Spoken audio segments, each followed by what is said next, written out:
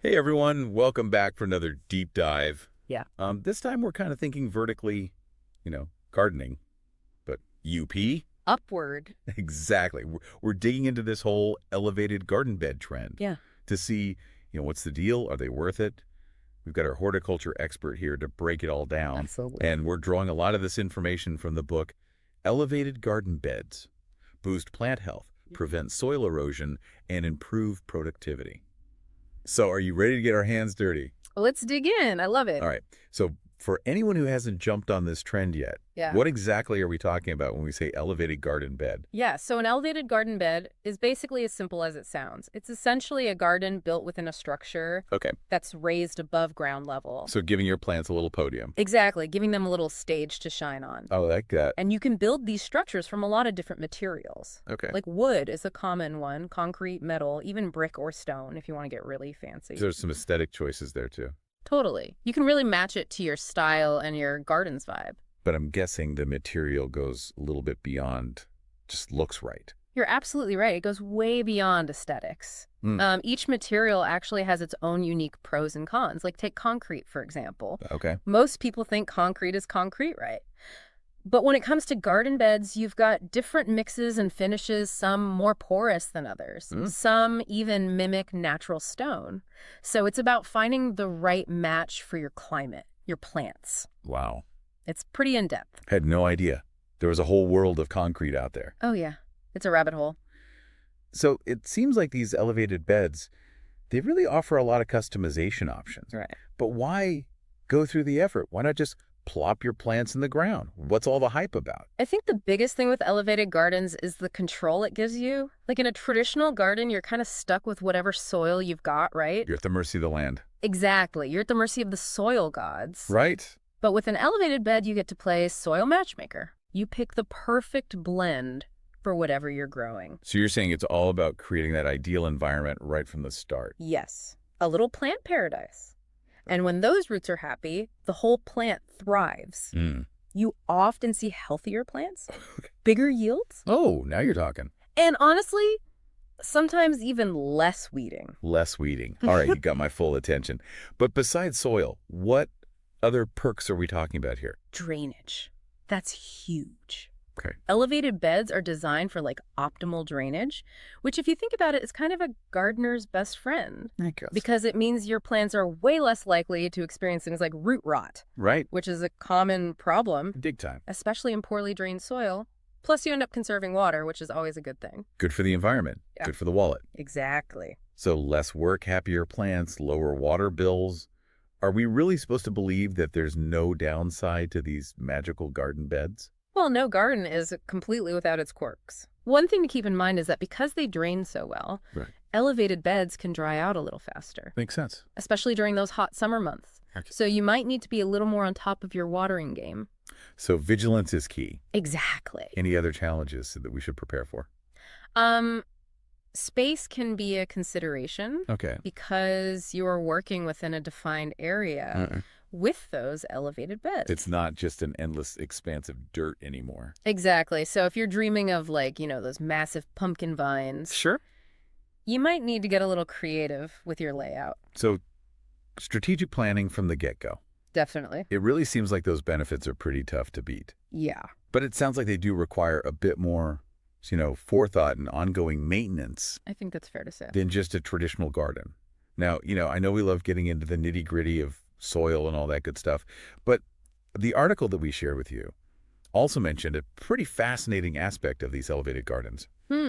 Oh, yeah. Technology is really changing the game, even for backyard gardeners. Like how so?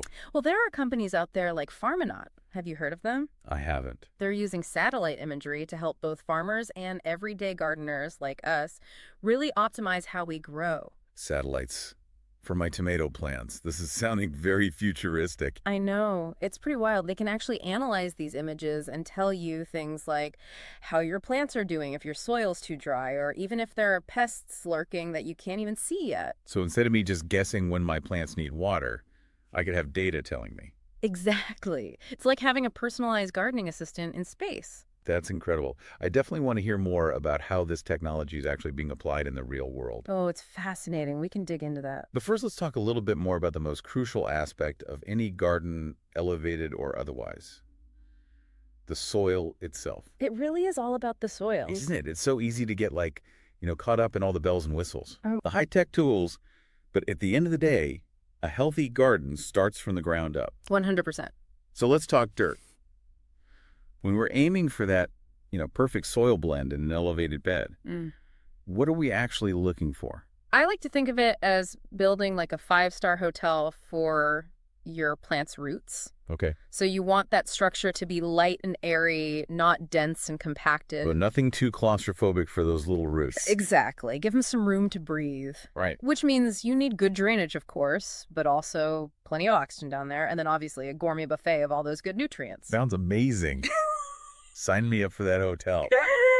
I wouldn't even mind sleeping in the dirt if it was that good. But how do we actually achieve that? How do we create that perfect soil structure? Well, it all comes down to the ingredients. Okay. So you're going to want a good balance of organic matter like compost, Sure. well-rotted manure. Those act as like slow-release fertilizers. They keep on giving. Exactly. Then you need something to improve the drainage and aeration. Things like perlite and vermiculite are really popular for that. Perlite and vermiculite, those always sound a little intimidating. Can you give us a quick refresher on what those are exactly? Yeah. So perlite is that like white stuff you often see in potting mixes. Oh, right. It's super lightweight. Super light. And it's actually volcanic glass. Believe it or not. What? No way. Yeah, it's been heated up so much that it pops like popcorn. Get out of here. And that's what creates all those little air pockets. So it's like aerating the soil from the inside out. Exactly. And then vermiculite is kind of similar. Okay. It's a mineral that expands when it's heated, but they both basically do the same thing. Got it. They improve that drainage, prevent the soil from getting too compacted. Which is what we want. Exactly. Give those roots some space. Now we've got the organic matter, the aeration, but I know the article also mentioned something called soil amendments. What does that even mean? To amend your soil? So soil amendments are basically like supplements for your plants. Okay. Just like we take vitamins. To address certain needs, different plants have their own preferences when it comes to soil. So are we talking about like pH levels and stuff? Exactly. pH levels, nutrient composition. So like if I'm growing blueberries and they love acidic soil, I might have to add something to my soil to make it more acidic. You got it. Okay. Like lime is a common amendment to raise the pH. Okay. Sulfur to lower it. Right. Or specific nutrients like bone meal for phosphorus, green sand for potassium.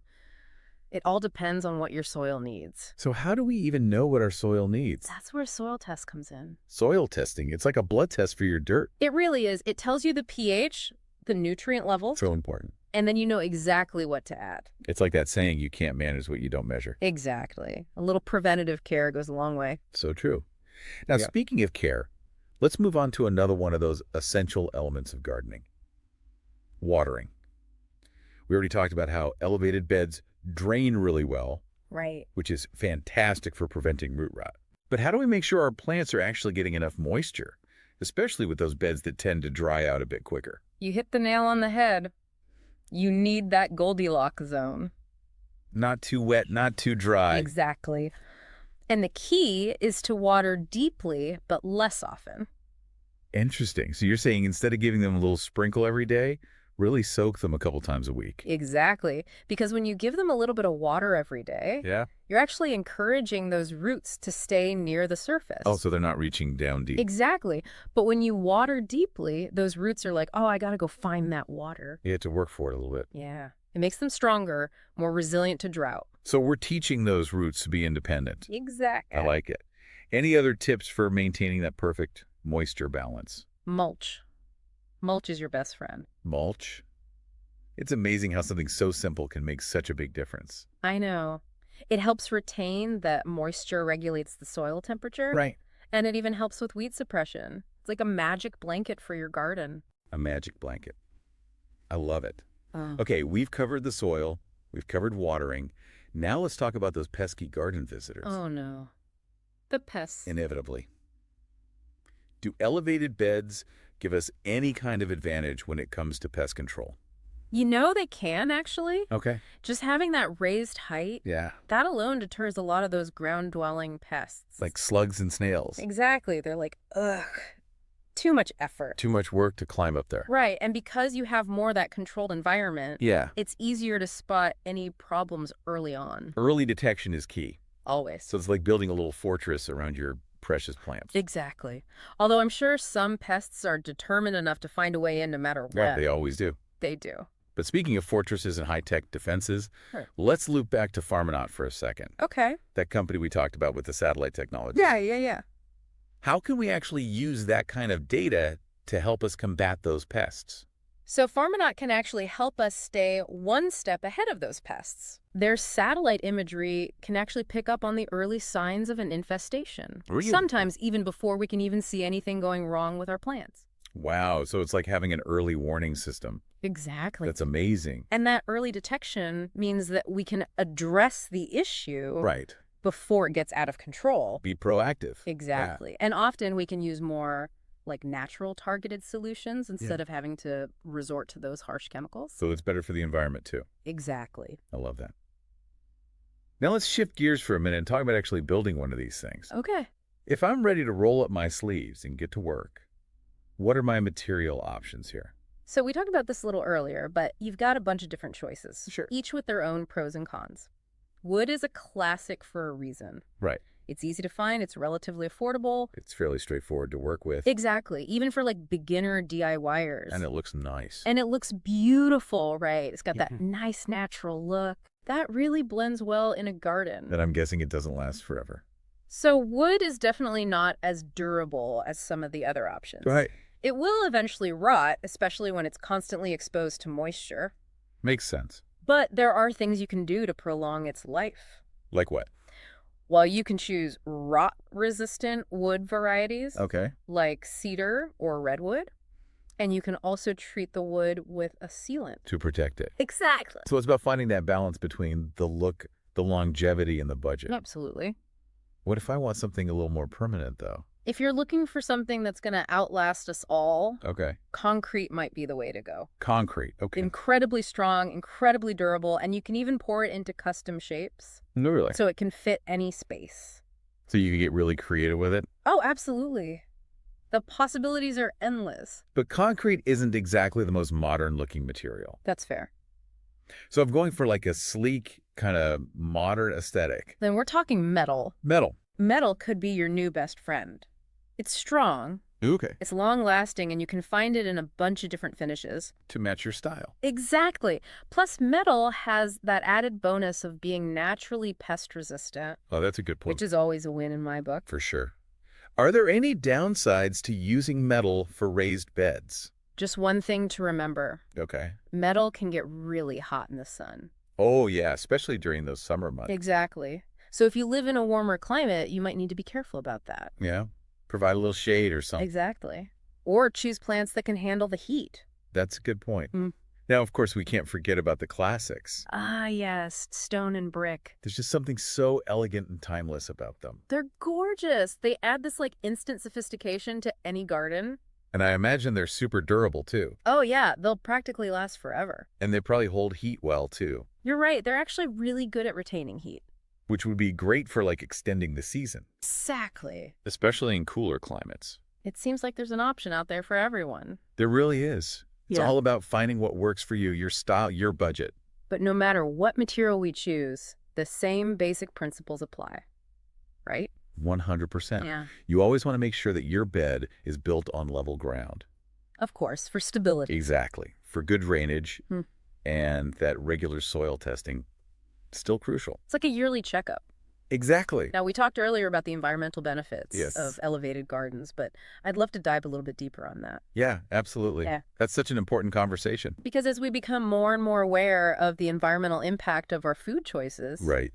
you know, it feels like these gardens offer a way to actually make a difference. Absolutely. It's about taking that power back, Yeah. you know?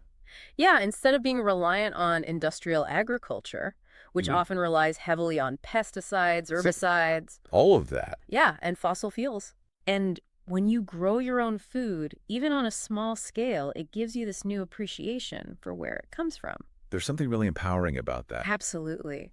It reconnects us to that cycle of nature. Yeah. Well, on that note, I have to say, I'm feeling so inspired. Me too. This has been a really fascinating deep dive into the world of elevated gardens. It has. And it's more than just a trend. It's really a reflection, I think, of our desire to, reconnect with nature, I think so too. grow our own food, be a little bit more sustainable. I love that. And it shows that even small actions can make a difference. They really can. Yeah. So if you're feeling inspired to create your own little garden oasis, remember, it doesn't have to be this big, complicated thing. No. Not at all. Start small. Do your research. Don't be afraid to get your hands dirty. And you might just discover a new passion. And you'll be doing your part for the planet. Exactly. All right. That's it for this deep dive into elevated garden beds. We'll see you next time for another fascinating topic. See you then.